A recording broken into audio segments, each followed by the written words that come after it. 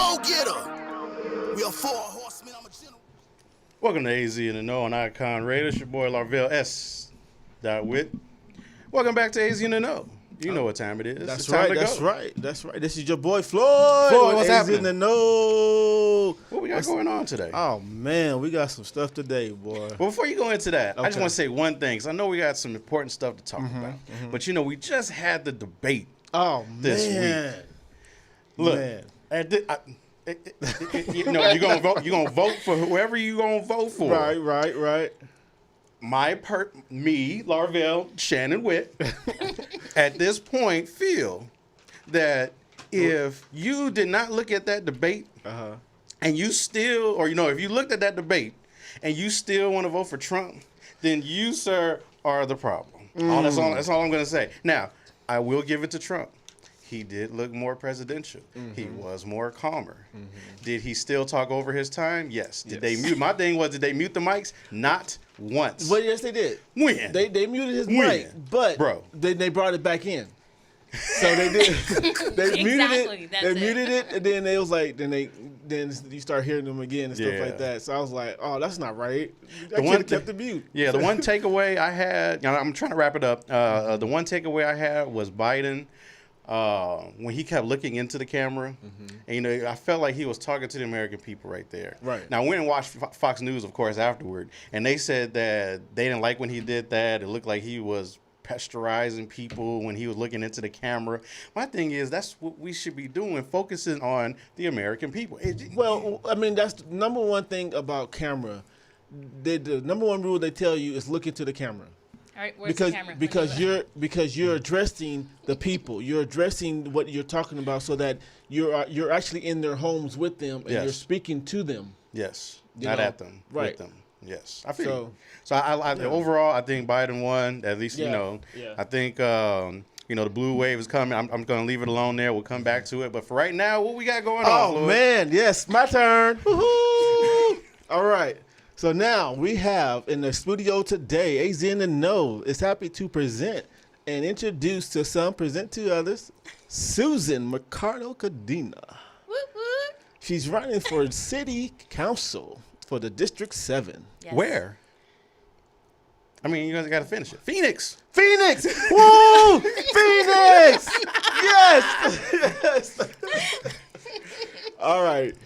So, Susan. Yes. All right. So, tell us a little bit about yourself and why are you running for District 7? Oh my gosh. Okay, where do I start? See what happened about was. me, right? Love those stories. So, about me, Susan Mercado is my maiden name. I was Arizona native, raised in South Phoenix, 17th Avenue and Pecan Road, South Phoenix. My mom still lives there. I bought my house 1.9 miles away off Central and Alta Vista nearby. I love Phoenix. And I stayed in South Phoenix, and I love South Phoenix. I love the community. And all these years, no one has ever fought for South Phoenix. No one has ever fought for the people, whether it's the families or the businesses. And I'm running, and I found like recently, like the seat is open. I'm running because I want to, at least I can say I made the effort to try and be the change to fight for our community, since nobody ever has. And that's why I'm running. Gosh, whether I win or lose, I will continue to fight for the community, fight for the businesses, the families, and to be the voice of them and try and to lead them to continue to be successful or to be those that are still growing to be successful, whether it's the children, whether it's whatever household or the small businesses. Even with that light rail coming through, I'm still on the side. I'm still working with other people to keep those small businesses afloat during construction and after it's built. I will always fight for them. Nobody has, so we have to. That's what I'm going to do. So I like that. I'm just saying that was very Biden-ish. I like that. I'm a Democrat, but I'm an American president. Right? I don't like the light rail, but I'm going to help you guys through it. I like that. I like it. You got to be for the people. It's about for the people. That's what the position. That's what all these positions are. That's where they were created to be for the people in the best interest of the people, their constituents. Like I said, whether it's families or businesses or whatever, they don't do that these days. Most of the city council these days, well, the past few years, I've noticed they vote based on money. They're money driven. Like Sal, we're coming for you. Okay. They're money driven. They're not community driven. And even the Democratic council, city councilmen and women, it's like, they don't care about what community they're going to ruin because they don't live there. Whether it's, and especially even not just whole families, but they do, even whether it's elderly and the veterans that are senior citizens, like they just don't care about them. And it's like, why? The way they vote, and it's because it's not them. It's not their family member. So they don't care. And that's not right. Everybody matters. So all lives matter. I just wanted to say that. Because, normally we say Black Lives Matter. I just wanted my turn. All lives matter. It's like one of those things like, okay, is it there? No, that's good, though. So what is it that in South Phoenix, I mean, coming from back then to now, I have seen South Phoenix in a different light, in a different way. What is it that changed from then to now? positive or negative? Both. So I think all this time, I think is from the 80s. And, we were neighbors back then. Like, there were gangs. Gangs were tagging up the end of the blocks, the end of the fences. The people who lived on the corner, their blocked fences. They paint over it. The next day they tag all over it. There were drive-bys every few days, every week. Like, there was so much. It was bad in the 80s. We got used to it. Eventually, you're just like, oh yeah, that's another one. And we just keep watching TV. Turn the TV louder. Right. But now it has gotten better. It has improved because I live right off of 0.2 miles from Central, and so from my house, I would get up in the morning and I would run. Not at the moment, but I would run, leave my house, and I'd run 5 o'clock in the morning. It'd be dark out in the wintertime. Run out, run to the Mercado Freeway, come back. When I was training for a marathon, I leave my house at 2 in the morning. Pitch black at night. It was in December. I leave my house, go out Central, go up to Grant or Leakin, 7th Street, I didn't worry. I didn't carry pepper spray. I didn't carry my gun. I wasn't looking behind my back. I just had my phone and my headphones and just was doing my thing. We couldn't do that in the 80s. No. I didn't, yeah. So that it has changed. It has improved, but there's a lot of improvements that still can't be done. There are a lot of streets that don't have sidewalks, main streets that don't have sidewalks. We have trees growing in the cracks of sidewalks. We have light poles that never work. Remember the light pole by Anthony's house? And we used to. Oh yeah. Y'all used to hang out at the light touch pole. a fence and we'd shock ourselves. We'd all hold hands. We all just so we could shock ourselves with this fence. Yeah. Oh wow. There's parks that don't have enough lighting, and we need that for the children. We need the city programs for the kids, for the working parents, the people that live paycheck to paycheck, and the people that I'm running and I'm the only candidate I'm the best qualified candidate. One, I'm not a career politician, and also I'm running for the people without any hidden agenda. I am running because I see the things that still need to be improved on, and what the people of South Phoenix and other communities need.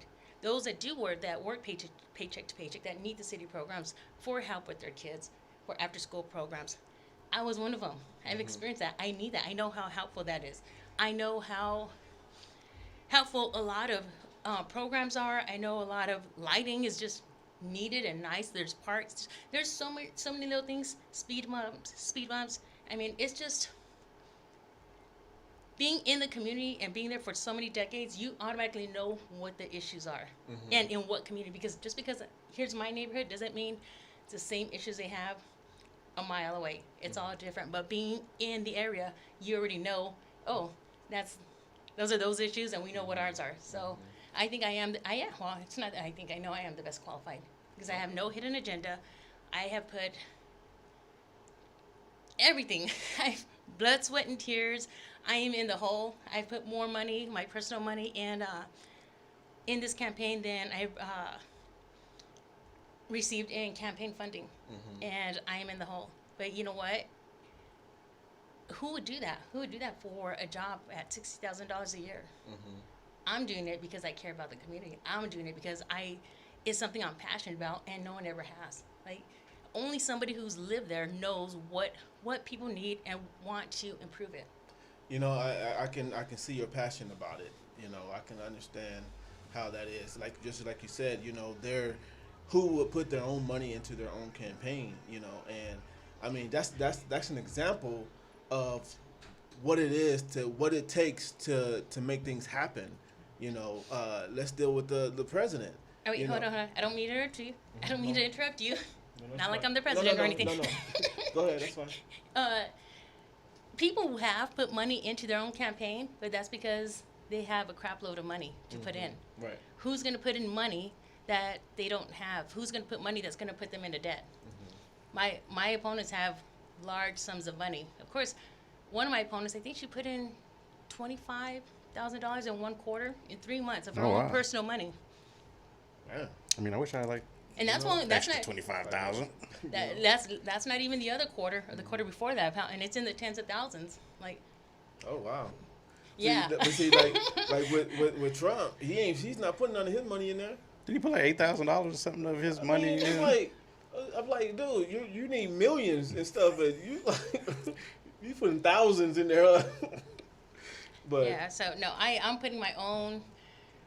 Out of all the candidates, you can ask them who put in, like, I bought 200 signs, road signs, and me and my son, and I had some volunteers, and we put in, I can say I probably put up about 100 of them, 120 personally.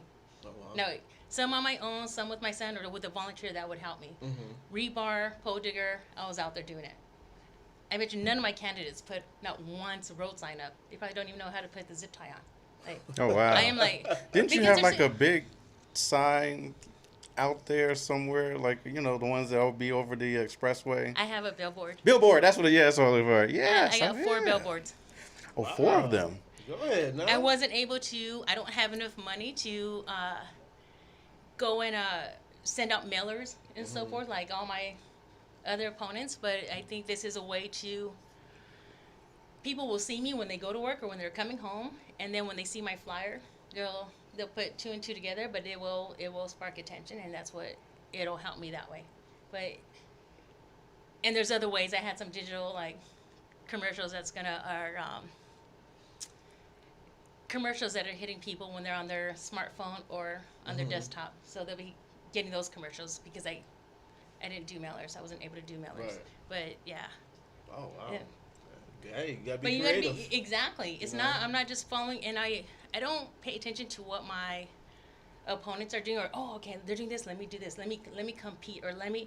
No, I have my own strategy. I don't pay attention. I'm just like, okay, this is what I'm doing. This is what, and that's it. Because I'm not, like I said, I'm not a career politician. I'm not trying to gain anything except for wanting this position so I can fight for the community, and that's all it is. I'm a regular resident, single mom. Divorce, 14 years now. Oh, okay. I think it's going on 15 years next February. I feel it. But yeah, no, I know the struggle. I know what we go through, and look, I'm able to improve myself. I was able to buy my home shortly after a couple years after my divorce. Didn't need help from my parents. Didn't give me money. They didn't have to co-sign for me any of my cars. I was able to do it on my own, struggling. Working paycheck to paycheck, or just being able. It's all about managing your finances. I don't have. You know me. We came from a humble family. We weren't rich. Right. We worked hard. My dad taught me to work hard. It's Right. all about working hard to get what you want. You have goals. If you want to live a certain way, or you always need to improve yourself and better yourself. And that's what I was taught, and that's what I'll keep doing. And that's what I want to pass on to others. And I still, even with the campaign, and okay, this is how much it means to me. and I'm No, trying to see, fit I all. see I'm trying to that fit. passion. You look at I'm trying it. to fit Go in ahead. everything. Go So ahead. I had my full-time day job, full-time job as a bookkeeper / office clerk. Stable insurance, and I quit that job so that I can spend. I can dedicate my time, day and evenings, on campaigning. So I left in beginning of March so I can be up on top of the meetings and events and so forth. And then the COVID hit, and I'm like, no meetings, no events, no. And I'm like, and I quit my job, and I'm an Uber and Lyft driver to pay for my bills, to pay for my mortgage and my utilities. And that whole thing hit, it hurt and so forth. And then even now it came back, but it's still kind of on and off. So I got another job.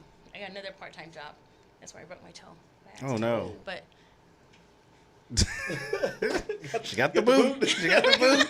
You don't give you that boot. And she's still out here fighting for the people. I'm fighting for the people. I'm canvassing. I'm hobbling, even whether it was on a cane, but I'm in my boot, even though I'm only allowed to be on my feet for hours. I'm canvassing. I'm talking to people. I got most of the signatures on for my petition to get on the ballot. I got majority of them on my own. Still fighting, keeping it my home, trying to keep this teenager in check. Mm-hmm. I got 2 of them. Mm-hmm. I got my house. I got my dogs. I got vacuuming. I got. See, It's a lot. This is information that I like to hear. I like to hear somebody who's out there. Real situations. You know what I'm saying? And it's really good to hear stuff like that, you know, because you're bringing it home. You're bringing it, you know, and then that tells me, okay, yeah, you really know what it takes to make things happen. Right. You know, that hard work, that grunt. Instead of somebody sitting in a mansion oh, man. somewhere, you know, thinking they know what's best for us. Right. Oh, no, they'll be okay. They'll be okay. They'll make it. They'll be all right. Yeah, no. Or, well, one of my candidates, she's the young one. She's 28. She bought she's running as a Democrat. Her parents are millionaires. She bought a $300,000, I'm not rounding up, $278,000, 1-bedroom, 1-bath condo in the district, 700 square feet. So who does that? Why would you vote for someone like California this? prices. I know, man. Well, she was raised in Scottsdale. Her parents are millionaires. But it's like, what 26, 28-year-old, I don't know. They change their ages when in the newspaper articles. Don't ask me why. Just come out and say it. When she says she's 28, now she says she's 26 or whatever. I'm just like, come on, let's just be real. Don't Photoshop your pictures. Don't filter. Just be real. Say what your age is here. And why lie? Why be deceitful now? You haven't even been elected, or no one's elected, and you're already being deceitful, whether your age or your pictures. Like, come on, let's just be real. That's the things we need to be watching out for. Just those little things. So how many people are running for that position? 5. 5. Wow. And I'm the only one without a hidden agenda. I am the only one that is running for the people. And you guys had Tim C. Oh, I love him, and you have his button. That's right. Yeah, he's running.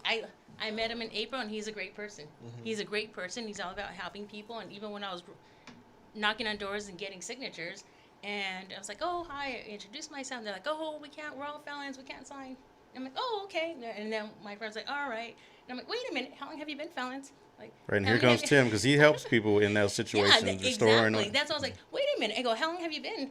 How long have you been clear of no incidences? And they're just like, wait, what? And I'm like, I can help you get your rights back. I can help you. And I've like given his number and his information to so many people, because it's not just about me. It's not just about District 7. Or I'm always trying to help. If I can help somebody, it's not just I'm only going to help my surrounding neighbors or my community. I'm willing to help anybody and everybody if I can and I have the time. So like I volunteer with as of July, I was running with the South Mountain High School cross country team. Meet up at 5:15 every morning, and I was running with them. They leave me in the dust, but I still run with them. I can't do no 7-8 minute mile, but I would still run with them in the morning and so forth. And I was like, all right, I'll run with them. And then eventually they're like, oh yeah, they'll ask me questions, and they're like, oh, she's a good resource, and they'll ask me questions. And there's a lot of them are seniors, and I'm like, hey, what are you planning on doing? What are you planning on doing when you graduate? Yes, this whole COVID sucks and everybody hates online school, but what do you plan on doing after? What do you, like, do you want to do this? Like, I was with the state for so long. Is your district still the kids at home at school? What? Or the district is your district? Are the Yes. children? See, my district, my kids are already back in school. See, because Phoenix is a red, it's red, and they haven't met the benchmarks at all, so they can't. They're still at home. Yeah. My son hates it. See, I didn't know that at first until I was talking to somebody else. That's why I brought it up, because I thought it was like, Phoenix, like everywhere. They all went back to school, and I realized that I think we might be the only one of the few that actually went back. Yeah, because there's some in Crane Creek that went back. Some schools out there in that Gilbert, Crane Creek area. Yeah, schools out there, they went back in person, but then a couple of them already went, closed back down. So, Yeah, I heard someone Yeah. was getting ready to close back down again. It's Yeah. like, Yeah, I think few mine is schools. going to Yeah. close back because my kid's school, like my son is on the football team. And now the football team is shut down for 2 weeks because COVID. A couple of people then caught COVID on the team. And it's just, my thing is, that's another thing that, I guess is big on the ticket these days, unfortunately, is COVID. Right. So that's, definitely an area we need to talk about and needs to be addressed. So, would you be one of those that would rather, let's shut it down, let's fight the curve, or are we for opening businesses? I know we're out talking about small business, helping out the small business, things of that nature. It's all tied in together. How do you feel about opening or closing? Okay. I'm not for. I think as long as there's guidelines to open up and people continue with the guidelines. You know what? I'm not for closing down shop, closing up the town. What's it going to do? What are we going to just stay sheltered in place? And it's never going to go away. You just got to take extra steps and jump through hurdles to go and just extra preparation. That's all it is. Because you got to look at the small businesses. I'm all for. My cousin owns a cafe. I just know so many people with small businesses. It's not no. Like, what are we gonna do? Close them down and just like, oh well, like, and you can't. As long as there's proper guidelines and everybody follows the proper steps, I think we should be okay and keep them open. I love that. Yeah. No, I love that. That- That's what needs to happen. We need to have guidelines, and that's where was really trying to get to, because you have, unfortunately, people in office right now that would rather just, just open it up. We'll figure it out from there. No, it has to no. be step by step guide. So thank you for that. Yes. Yeah, no, everything's a process, but you always have to have guidelines and reasonable guidelines. So, and that's what I'm for. And it's all about the safety of the people, but you also got to look at the people, the business people, the small businesses. They put their blood, sweat, tears. They've saved. They've done everything they can to finally accomplish their dream of opening, whether it's a cafe, a studio, a bookstore, whatever it is. And for you to just say nope, close your doors, like. No, that's not fair. That's not. You need to think of them. You need to think of what they're going through, Right. and so forth. So, yeah. Oh, man. But So when you like running through the community, and since we're talking about kids, you running through the community, and some kids, because I see when I'm like going through my community and stuff like that, and I just see these kids and stuff, and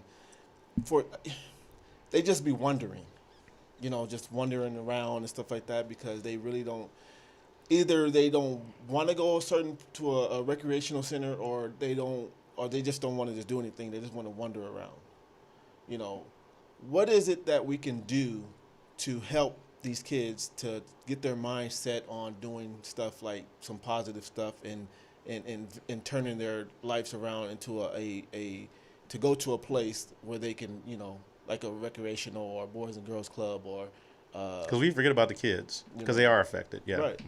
So, like, what in your ideal, what can we do since it is the community? What can we do to help them? during COVID, or just when everything opens up, or just overall? whenever.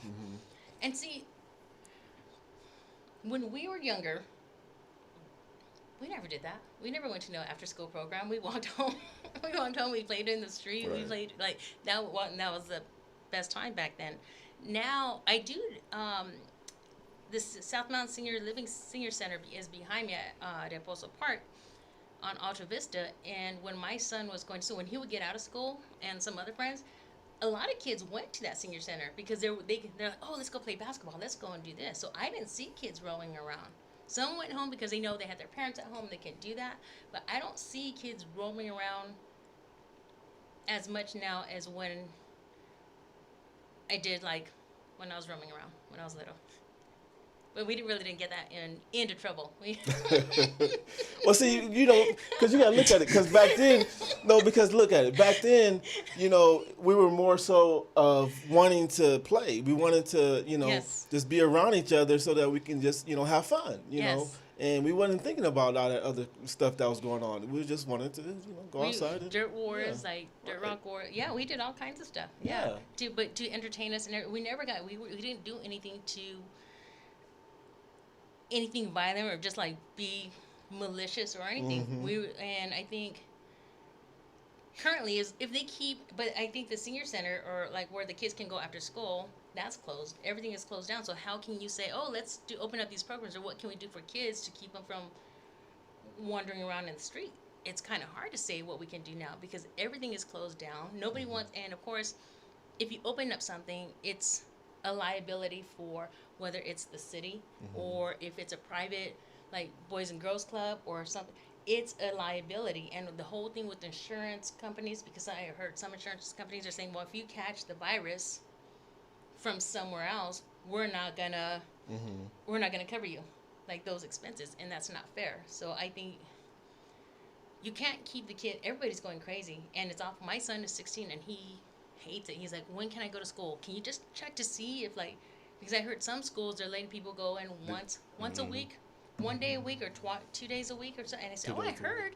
And he goes, call him and ask if I sign me up, because he needs to get out. They're going crazy, and it's hard. It's hard. He's a social butterfly. He likes to see people and everything else. And so people that are introverts, they're okay with staying home. They're like, they're okay with not stepping outside.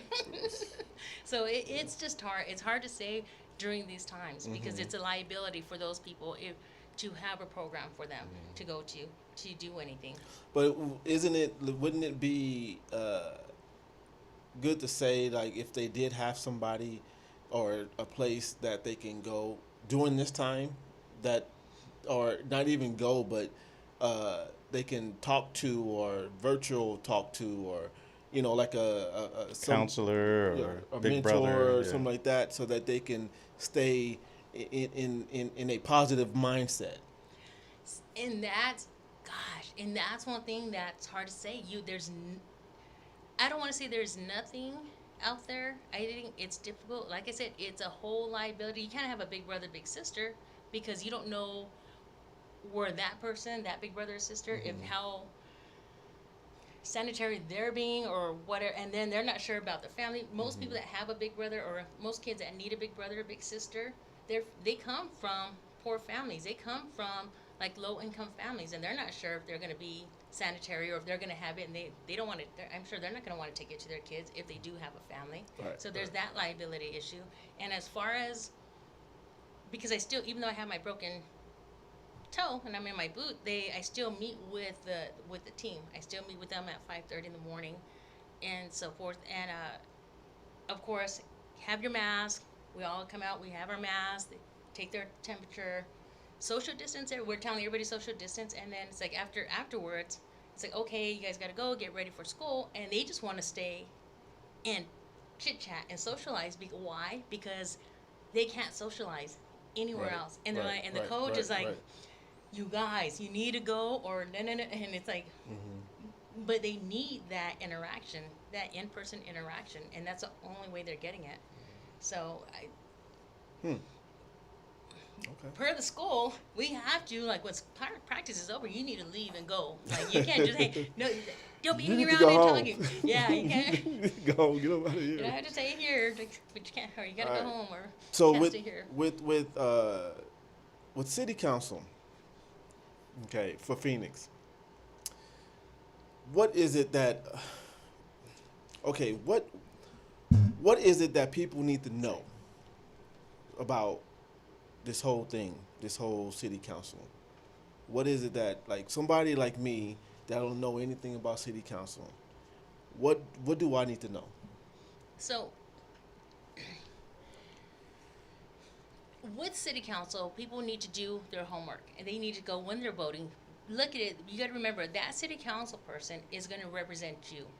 They are going to be your voice, and you need to make sure. I mean, and there's no way to make sure positively that that person is going to actually do their job. They say they're going to do it, and you vote them in, and then it's going to be like Ev Meekin, like, and then you got to recall them. Right. Like you don't know, but you got to go with what your gut says. Do your homework and look at their bio. Look at what it is. Why are they really running? Ask. And for me, it's like ask yourself, because they are supposed to be fighting for your community, and you got to ask yourself, what have you done for me lately? Not what are you going to do? What have you done for me? What, and not like just what that. have you done for me, Janet Jackson. Not what have you done for me. Taking it back. I love that. So it's not what have you done for me personally, but what have you done for my community? What have you done for any community of the district lately? Not just, oh, I canvassed and or oh, the $1 million candidate, she's like, oh, I fought in the UN and I did this. And I'm like, who cares about that? What about the district? What about the state? What have you done for our community, my community, the area? And it's like, and lately and recently, not some people say, oh, well, I did this for the past 30 years. And I'm like, I can give you my resume of what I did for the past 25 years. I worked in got the government. receipts. Does that mean like, yay? Like I believe it, but look, Google my name, Susan Gudino. I was fighting for the small businesses and the families that were residents from the light rail, because I know the hardship and the how detrimental it will be for them. Look, from 2018, that's what I did, and that's why I got involved. And I'm like, you know what? Here's my chance to really make an effort and really. I'm not a career politician. Nobody in my family, no one in South Phoenix, we don't do that. No. We don't do that. That's when I'm like, when I'm running, they're like, what? Like, you are? Like, why? And it's out. And I did it, I think I ran for city council in grade school, like in 4th grade. But then it's a popularity contest. Okay, so for a little 4th grader, means a little 4th grader isn't going to compare to, they got 8th graders. Everybody's going to vote for 8th graders or whatever. But yeah, that's elementary school. We need to remember we're all adults. This is not a popularity contest. It's not a who has the most money contest. It's about who is going to be there for the community, who has been there for the community, especially lately, and that you can see. Not go by their words. Actions speak louder than words. How do you know, just because they say they did something, where's the proof? How do you even know if that's even true or not? They could have just piggybacked off of someone that actually did the work, and they were just listening to someone like complain about their day all day, and they're just taking it off there. You need to see what have they done for me. Who has a hidden agenda? One of my opponents, he created the light rail. He's a higher up with Valley Metro. That's a conflict of interest. Why would, if he got elected, I think that's a conflict of interest, because he's going to push all the transportation projects through and still get a kickback off the taxpayer money twice. Wow. People are developers. true. People are developers. And they're still with their development group that they've been with for decades. They're going to get insider information on the small businesses that are going to go bankrupt, that are going to lose their property. They get insider information on who's which residents will be going where their homes are going to be foreclosed on, so they'll know what those homes are going to be going for ahead of time before anybody else. And you don't think they're going to tell their sidekick or the group that they're still working with that information? It's not fair, and that's a conflict of interest. I'm the only one that does not have a hidden agenda.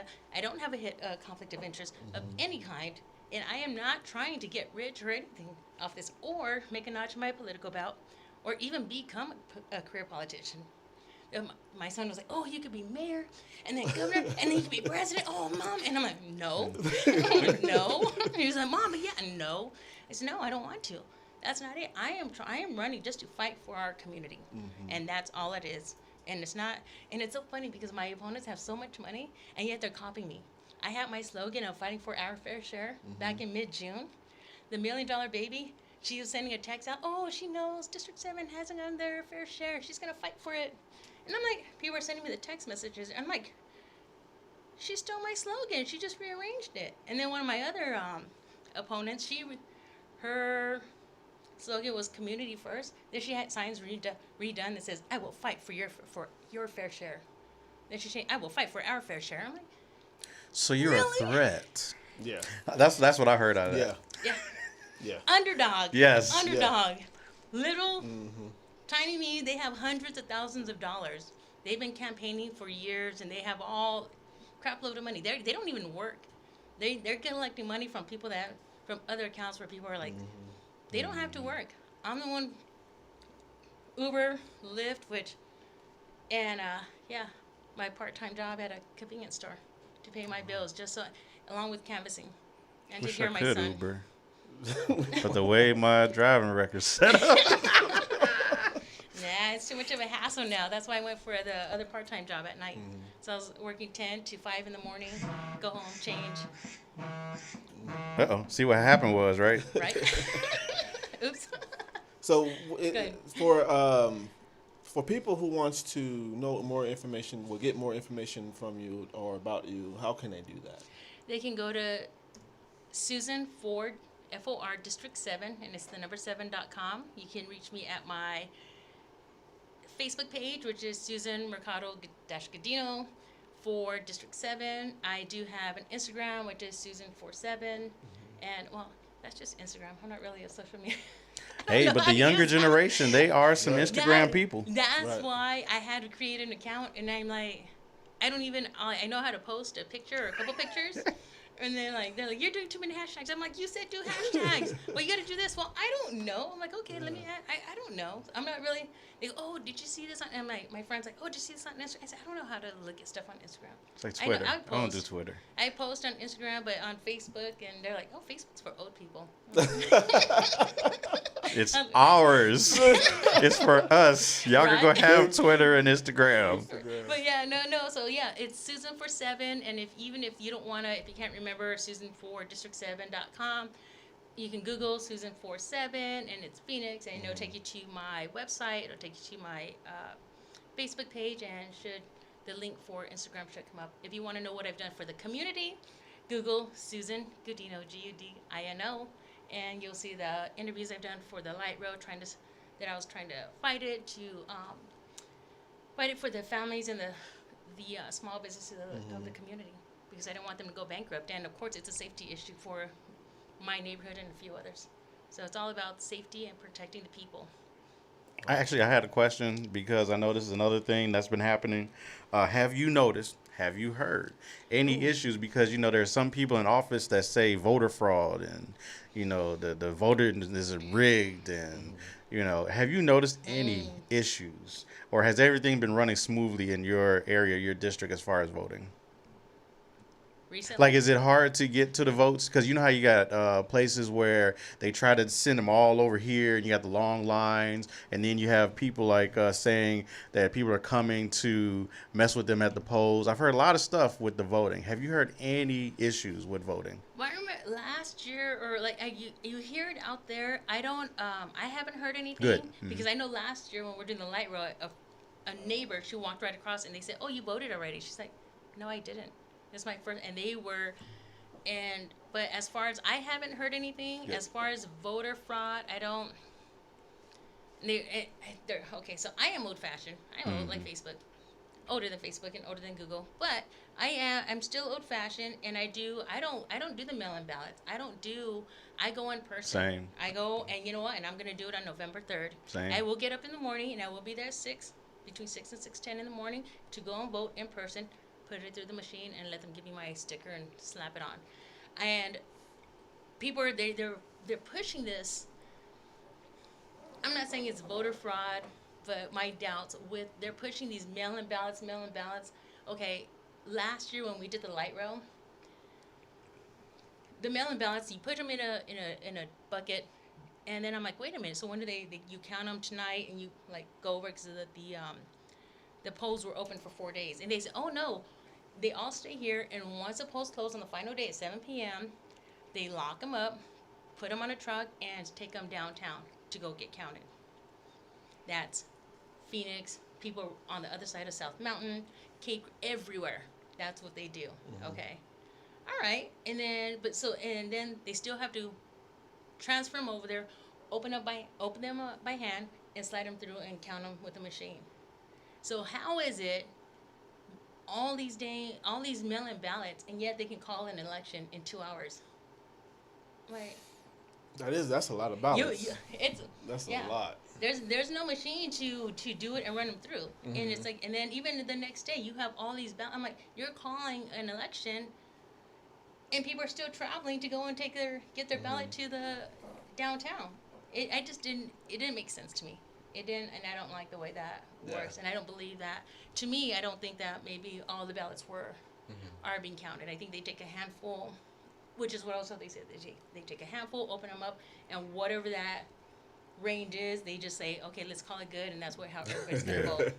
So Well, for me, so that's why I'm like, no, I will go. I will go in person. I will go and put it, do it in person, slide it through the machine, and because then I go and I look at the number change. I'm like, oh. But for the people that do the mail-in ballots, make sure you track your ballots. See, all it is saying that you got it. They got it.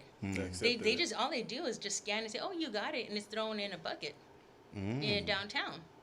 It Okay, doesn't I see what you mean mean. I see what you mean. Yeah. Wow. Wow. Oh, you got it. Yay. Yeah, Okay, see, that's in why I the asked the mail? questions. Yeah. See, that's why I asked the questions. We need to know these type of things. No one has ever said anything. No one's ever said, okay, this is how you do it. This is the process, or this is, no, I don't, yeah. Yeah, I'm not I about could be the wrong. mail-in. I could be wrong, and there may be something incorrect, but that's as far as what I believe and what I know, and especially last year, because that campaign was so, even though I think we did pretty well for having very little money, but it was, I thought that was just weird that they call it. It was a red flag. How can you call an election they called the election in an hour and 15 minutes. Wow. On the light rail. Wow. Yeah. Closed at 7. 8:15, I was like, I gotta go. So I walked them out, and they're like, all right, we lost. I'm like, wait, what? No, they called it. And I'm like, I couldn't even take a step. I barely stepped out. Like, I'm like, wait a minute. And it didn't even process. I'm like, what? Like, wait a minute. I was like, that margarita was like really strong. Those 2 sips were like, because I'm not comprehending. But yeah, and I was just like, wait a minute. Yeah. And so, yeah, I don't do the mailing thing. My mom does, and people do it, and they want to do it. That's fine. But I don't. It is weird. I've been in my house almost 13 years, and I received the gentleman that I bought the house from. His family came, and they moved him to California because he was having health issues. He was elderly. And I received something in the mail asking if he wants to receive his early ballot by mail. Like, if he wanted to sign up for the early. And I'm like, you haven't been here in over 12 years. Like, 13 years. Like, 13 years, because he moved out. I bought my house in February of 2008. He was gone by the summer prior. In 2007, the summer of 2007, he was gone. And yet, they're asking if he wants an early ballot sent to him at my address. Oh, wow. And he moved to California. Like, what? Is it one of those situations where they try to track you down by the last place you lived or something like that, or whatever you had on record? Yeah. So I know I still get stuff at another apartment I used to live in, so I get that. But I also get what you're saying.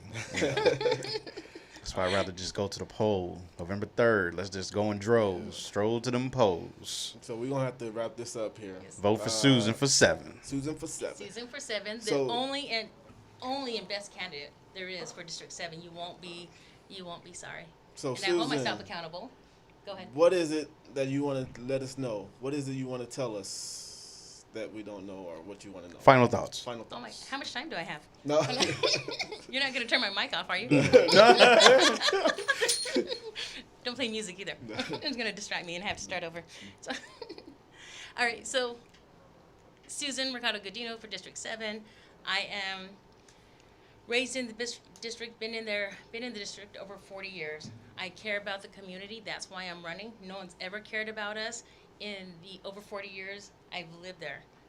I've never received a mailer at my mom's house or my house to vote for a city councilman. No one ever, a paid person, volunteer, or the city councilman ever said, hey, knocked on the door and said, what are your issues, what are your concerns? That's why South Phoenix is falling apart, because they don't care. The less people they have involved, the more they will not be able to push through their hidden agendas and their personal projects. So I am not going to do that. I have found a way to where I'm going to keep the community involved. We don't have time. People are like, oh, why don't you go to PTAs and these community meetings? I'm like, we don't have time. In the South Phoenix, we're living paycheck to paycheck. We have families. We're getting up early. Some are making their husbands lunch and breakfast, getting the kids off to school, doing this, going to work, coming home, making dinner, getting the kids ready, and all this other stuff. We don't have that extra time to go to meetings. But there's a way where I'm going to keep the people involved if they want to stay involved, where they can just click on the link. If they can't, they'll get a text. And when they're ready, when they have the time to see what's going on in the community that week, they can just check their phone, click on the link, and it'll tell them what they need to know or what is going on. So people can do it at their leisure because everybody is so busy. We don't have time to go to a meeting for 2 hours or however long it is. I will keep the community involved. I am all about the community and the safety of everybody. Not just South Phoenix, but it's Levine, it's Tolleson, it's Westridge Mall. I call it Westridge, but Desert Sky Mall and behind there, all of that, downtown and everywhere. And it's not about, yes, I may be old-fashioned, but I'm old-fashioned and I care about the people. I'm not scared of change. I just want to do, changes are good, but you need to see how it's going to affect people. Is it going to do more damage than good? And we need to look out for everybody, not just newer neighbor, not just the newer development homes or their older ones. We need to think about everybody, the kids, us working parents, the elderly, the vets, the homeless. Homeless is huge. And it's not even like the regular career homeless. There's so many, you can't put all the homeless in one, throw them in one group. There's the career, there's the ones that have fallen on hard times, there's some that got thrown out. There's some that kind of choosing it because what the city's doing to them. Like they're moving, there's a Deck Park senior apartment, senior living. They're kicking those people out, the vets and the elderly, and sending them to Maryville so that they can tear down their 52-unit apartment complex and build a 210-unit apartment complex and make it a family housing area. Yeah. But these people are elderly. My friend, she's 90. Her husband is blind. She takes care of him. Like, and you expect her to go and get up and pack up and move, and she doesn't want to go to Maryville. It's ugly and it's scuzzy. The area that they want, that the senior living facility they want to put them in, it's really ghetto. And they're like, I don't want to go there. I think they. It's awful. They really don't want to go there. So we need to look at everybody, keep everybody in mind. All ages and everybody, not just the new developers or the new people that can spend $3,000 a month for a studio apartment downtown. I'm sorry. 400 square feet. Like, we need to look. It's not about those people with money. It's not about that. We need to look at everybody and keep everybody in mind. And that's what I'm going to do.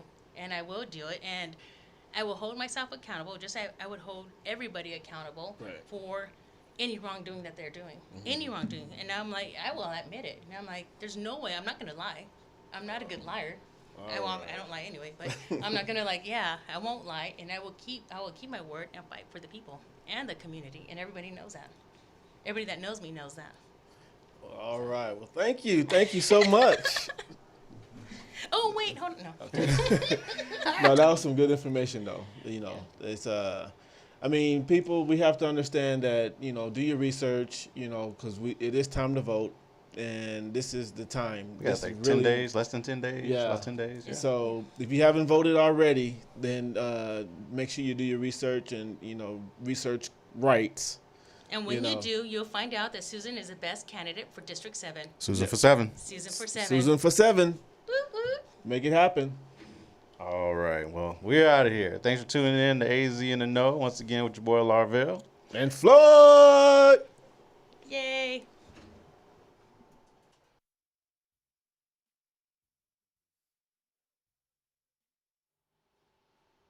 Melanin royalty fighting for what's equal. Stay woke. Stay woke. Stay woke. We shall love one another. My sister, my brother. Listen to the true fathers and real mothers. Stay woke.